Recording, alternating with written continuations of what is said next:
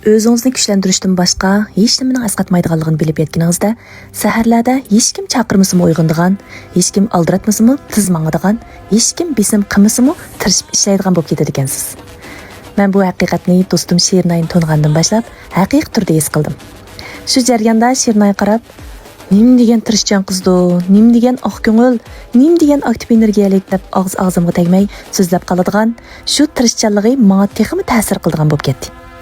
İzchil tirishish ro'yiga, tirishchanligiga qo'l qo'ymay turamadim. Uning kechini kunduzga ulab, to'xtamay tirishish aqsida o'zim o'ylab baxmagan natijalarni qo'lga keltirgan bo'ldi. Ko'rganinglardek, Assimara markasini ro'yobga keltirib, qisqagina necha oy ichida nurg'un natijalarni qo'lga keltirdi. Bu bir kun, 2 kundil tirishganda kelgan natijalar emas. Yuqorqi natijalarning hech qaysisi tirishchanlikdan, o'zini kuchlantirishdan ayrilib qolgan emas. Shu do'stimning ko'nglining aqliqiga bu qitim o'tkazilgan yangi yilni kutib olish, axborot e'lon qilish, ko'ngil etish kechiligimizmi o'ylaganimizdan bek futuqliq bo'ldi do'stlar. Ba'zanda qulqimga bunda savollar kirib qoladi. Bu Shernay degan qiz charchimamdi. Faqatli charchig'ini his qilmadi. Davomliqli qarsa xo'jalik-xo'ramda yuradi ekan. Birasda ranjibmi qolamdi bu qiz degandek. Do'stlar, hayot hammamizga o'xshash. Gap faqat bizning hayotga qanday javob qaytarishimizda bo'lgandek, Shernaymi charchaydi albatta. Lekin u charchashlarni mas'uliyat tuyg'usi, ziyoda minnatdorlik ingi besib tushgach yengaligan. U ba'zida ko'ngilsizliklarga uchraydi. Shu ko'ngilsizliklarning keng qo'saqligi har zaman ishning yaxshi tarafini ko'ralaydigan aqli va aktiv energiyasi bilan yengib kelgan deb o'ylayman. Meningcha Shernayni hammamiz tuniymiz, hammamiz yaxshi ko'ramiz. Ba'zimiz tirishchanligini, ba'zimiz xush tabassumini, ba'zimiz mardligini degandek nurg'un ko'rinib turgan ortiqchiliklar bilan yaxshi ko'ramiz. Albatta, Shernay buningdan ortiq yaxshi ko'rishlarga, uningdan ortiq ta'riflashlarga haqliq deb o'ylayman.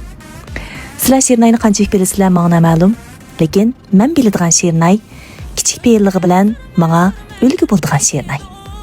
Boshqalarga maqsad mudasiz yordam qo'lini sunib turadigan, keng qo'saqligi bilan qoyilligimni qo'zg'aydigan Shernay. Ishonsiz yetib ko'zlarimni xira ochgan saharlarda bir telefon bilan vujudimni jonlantiradigan Shernay. Men va menga o'xshash yaxshi ko'radigan kishilarga o'zidan ortiq mehrlarni bera oladigan muhabbatli Shernay. Yig'ilganni kuldirib, yiqilganni yulab, qo'l berganni yetilab, armaydigan Shernay. Shernay vafodor farzand, kuyimchan qarindosh, mardona korxonachi. Men biladigan Shernay ana shundaq ta'riflab tugatibsiz, aktiv energiyaga to'lgan qalb egisi. Shernayni qanday usulda ta'riflay, tilim ojizlik qis qiladi ekan, ortiqlik qilmaydi do'stlar. Men shundaq o'ylayman. Men shu tapda eng oddiy, ammo eng samimiy bir eg'iz gap bilan so'zimni yig'inchoqlay. Rahmat go'zal do'stim. Hamma uchun, hammamiz uchun qilganlaringizga ko'pdan ko'p rahmat. Ishonmanki, yuragingizning shu oqligi bilan bugungi faoliyatingizga qo'shilib, buningdan keyingi har bir ishlaringiz siz o'ylagandan go'zal bo'ladi. Ham shundaq bo'lishini umid qilaman. Talay yulduzingiz texmi egizdan chaqnasin. Yuqorqidek naq maydonda do'stim Shernayga zo'r utuqlarni chin dilimdan tilagan bo'ldim. Bugun bek bir ko'ngillik bir kun bo'lg'ash, xotir qoldirib ko'pchilikka ham berildim do'stlar. Huzurlanmaysizlar.